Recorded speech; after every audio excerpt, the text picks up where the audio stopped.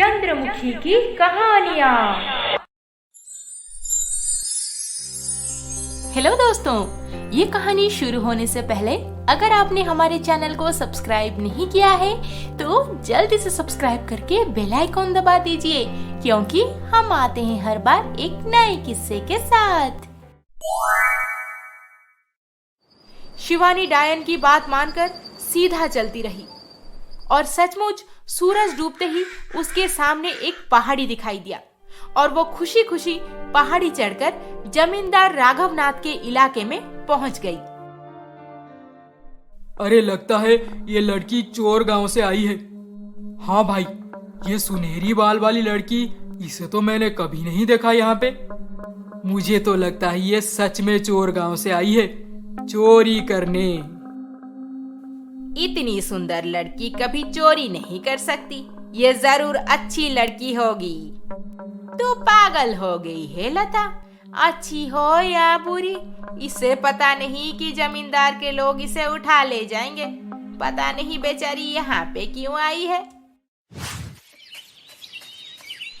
माँ, मुझसे ये सब काम नहीं होगा, तुम एक नौकर रख लो। घर का काम तू नहीं करेगी तो और कौन करेगा? हाँ, मेरी उम्र हो रही है, इतना सारा काम अकेले नहीं हो पाता। मैंने तो कहा कि नौकर रख लो। तेरे बापू तो इस घर का खर्चा भी नहीं उठा पा रहे हैं और बेटी को देखो नौकर पालेगी यहाँ। अब जा झाड़ू लगा दे आंगन में। कितना काम करवाओगी माँ? अच्छा ये बताओ, अब तक शिवानी हीरे की खान की मालिक का गुलाम बन गई होगी ना? हाँ, मुझे तो लगता है सुबह शाम कड़ी मेहनत करती होगी, खाने पीने को भी नहीं मिलता होगा वहाँ पे। जो हुआ अच्छा हुआ। अगर वो वहाँ से छुप के निकल गई तो? अरे तू भी ना निधि, वो निकल के कहाँ जाएगी भला? पहाड़ी पार करके उसी जमींदार राघवनाथ के इलाके में घुसी होगी और वो लोग उसे देखते ही बंदी बना के सलाखों के पीछे डाल देंगे। अगर नहीं डाले होंगे तो? ऐसा तो हो ही नहीं सकता। शिवानी से हमारे गांव का नाम सुनते ही वो लोग उसे जंजीर में जकड़ देंगे, फिर वो काल कोठरी में अपनी पूरी जिंदगी पड़ी रहेगी। जमींदार जी, मैंने कुछ गलत नहीं किया, मैं तो यहाँ। तुम्हारे गांव वाले सब यही बोलते हैं कि मैंने कुछ गलत नहीं किया। मैं बहुत अच्छा इंसान हूँ, पर हमेशा यहाँ से कीमती सामान चुरा लेते हैं। नहीं, हम तुम पे भरोसा नहीं कर सकते। ये प्रथा सदियों से चलते आ रहा है कि कोई भी तुम्हारे गांव का इस इलाके में दिख जाए तो उसे हम काल कोठरी में डाल देते हैं। ले जाओ इस लड़की को। नहीं जमींदार जी, मैं ऐसी नहीं हूँ, मैं आपकी बहुत काम आ सकती हूँ, मुझे बंदी मत बनाइए। ले जाओ। जमींदार के आदेश के अनुसार शिवानी को काल कोठरी में डाल दिया गया। वो बहुत परेशान हो गई थी और अपने बापू को याद करके जोर जोर से रोने लगी।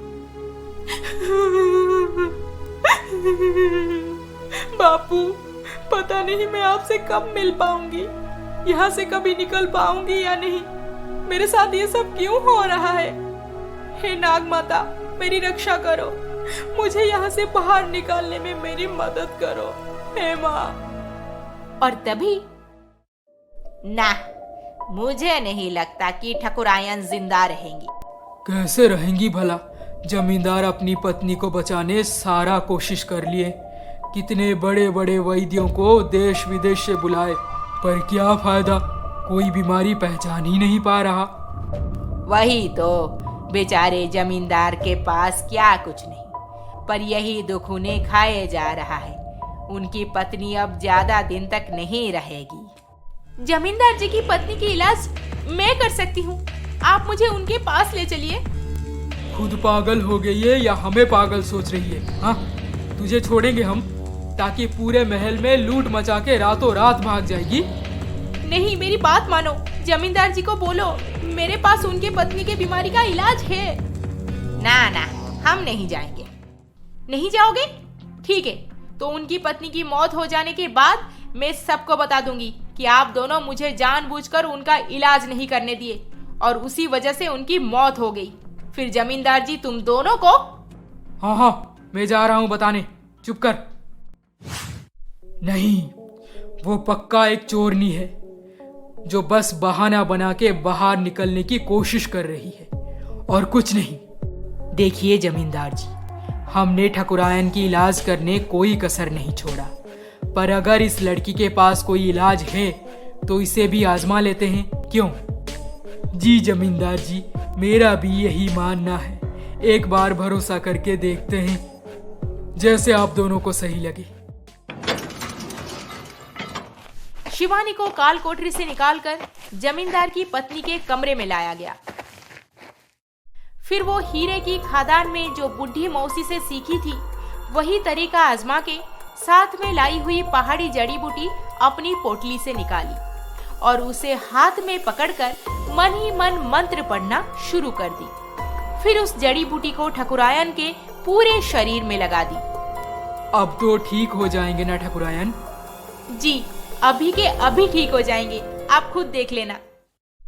2 घंटे बीत चुके थे पर ठकुरायन ना तो होश में आई और ना ही उनके सेहत में कुछ बदलाव नजर आया। ढोंगी है ये लड़की, ले जाओ इसे और वही काल कोठरी में बंद कर दो। कल सुबह होते ही इसे सूली पे चढ़ा दिया जाएगा। हमारे साथ धोखा कर रही है, धोखा। नहीं जमींदार जी, मैंने सब कुछ सही सही किया है। सुनिए मेरी बात, मुझे बंदी मत बनाइए। जमींदार जी, मैं हाथ जोड़ती हूँ। शिवानी को फिर से काल कोठरी में बंद कर दिया गया। कल तुझे फांसी से कोई नहीं बचा सकता। नौटंकी कर रही थी, झूठी कहीं की।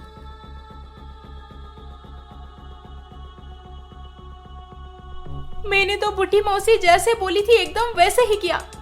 फिर ठकुरायन की तबीयत ठीक क्यों नहीं हुई? क्या सच में कल मुझे फांसी पे लटका दिया जाएगा?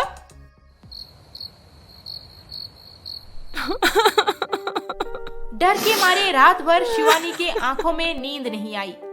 बेचारी अपने बापू को याद करके बस रोए जा रही थी।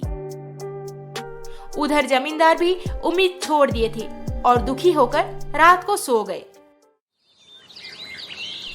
सुबह होते ही जमींदार के कमरे का दरवाजा किसी ने खटखटाया। जमींदार आधी नींद और गुस्से से आकर दरवाजा खोलते ही अपनी आंखों पे विश्वास नहीं कर पाए, क्योंकि उनके सामने उनकी प्रियतमा पत्नी उनके मनपसंद का चाय नाश्ता लेकर खड़ी थी। ये कोई सपना तो नहीं है? तुम सच में ठीक हो गई हो? जी जमींदार जी, भोर होने से कुछ घड़ी पहले मुझे होश आया और अब मेरे अंदर ताकत ही ताकत भर गई है। ऐसे लगता है जैसे मुझे कभी कुछ हुआ ही नहीं था। जमींदार ये चमत्कार अपने आंखों के सामने देखने के बाद शिवानी को काल कोठरी से निकालने की आदेश दिए। भगवान का लाख लाख शुक्र है कि ठकुरायन ठीक हो गई, पर हमारे महल में तुम्हारे साथ जो हुआ उसके लिए मैं क्षमा मांगती हूँ। हमें माफ कर दो बेटी। अब तुम्हें जो चाहिए दिल खोल के मांग लो। मुझे सोना चांदी ये सब नहीं चाहिए जमींदार जी, बस मेरी 2 इच्छाएं हैं। पहला कि हो सके तो मुझे कोई काम दे दीजिए, और दूसरा हमारे गांव से आए हुए हर इंसान को बंदी मत बनाइए।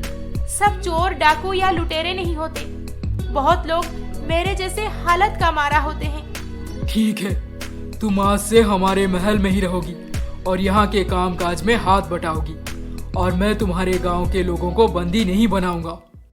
नहीं जमींदार जी, ये कोई बहरूपी लड़की भी हो सकती है, हम इस पे भरोसा नहीं कर सकते। अब मैं खुद इसकी परीक्षा लूंगा। परीक्षा? इसके आगे क्या होने वाला है, ये जानने के लिए हमारा अगला एपिसोड देखना ना भूलें। और अभी तक आपने हमारे चैनल को सब्सक्राइब नहीं किया है तो जल्दी से सब्सक्राइब करके बेल आइकॉन दबा दीजिए। अरे अरे अरे अरे, इस वीडियो को लाइक शेयर कमेंट करना ना भूलें। जल्द ही मिलेंगे अगले एपिसोड के साथ। नमस्ते।